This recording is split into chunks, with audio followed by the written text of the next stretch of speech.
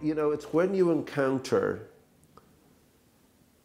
something that you put your trust in and then it's paid off, then the business result is exponential. And that's not Geldof, that's not, I mean, it's one, it stands, it's obvious, but secondly, every trust index says it. And the downside of this is you can build a brand that is just hugely, eminently trusted, gone. It'll take 100 years to build the trust, 1 hour it's gone. And trying to get it back again, almost impossible. Yeah, exactly. And so you have these brands that are hugely trusted because we use them in our everyday life and they never seem to let us down, like Google. Now Google is this wildly intelligent mathematical formula. So it's really a product of human genius. And through it we've accessed all knowledge all the time. That's one. You know, except that Sergey and Larry, God bless their brilliance, are compromised by the fact that they're a giant global corporation who are stashing billions in cash in an offshore company, and this is beginning to affect them.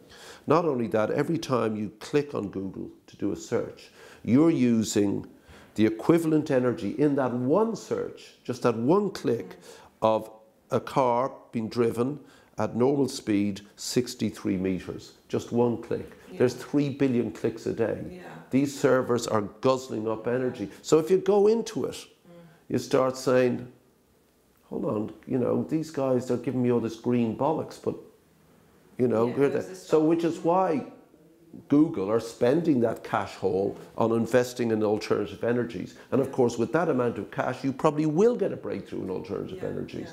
So, but it affects every single aspect of everyday life. There's the Apple doing great because Steve was giving it this big up. He wasn't not the most pleasant man you'd ever meet, you know, but like, you know, behind the cool facade, you trusted this look.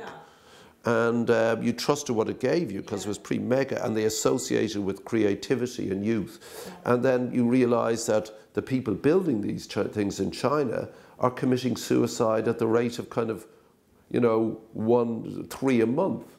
And you look into it, and the slave labor conditions that you're holding in your hand, you kind of go, I really don't think so. So, you know, the supply chain needs to be rigorously examined.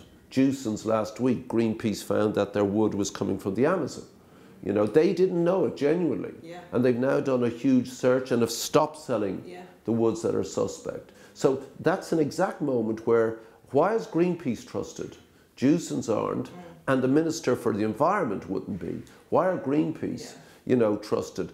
And I had to do a thing in Norway talking about energy, I think last week. And my point is that NGOs, much as they may give you a pain in the arse, they're single issues, so they kind of know the issue. They position themselves between you, the consumer, and you, the government. And the new compact has got to be a negotiation, a partnership with, you know, crap word, stakeholders in society on any given item. For example, fishing. You know, if you're overfishing, you're killing fishing stocks. Do we want fish to survive? Yes. So the NGOs dealing with that can put a position in. Companies are going to have to deal with these trusted people who in turn will speak truth unto power. And so this is a new world. And the new world will be consisted of, simply because of this device we're all using, this interconnected world, the only logic to it is consensus, cooperation and compromise. Things that were anathema to the century 14 years ago. The 20th century was built on the idea of competition, and it was murderous and suicidal, the most murderous century in all history. This new one, given that globalization isn't some artifact, it's an actual reality, we must cooperate with other people, and therefore we're forced to compromise, and in compromise we achieve consensus.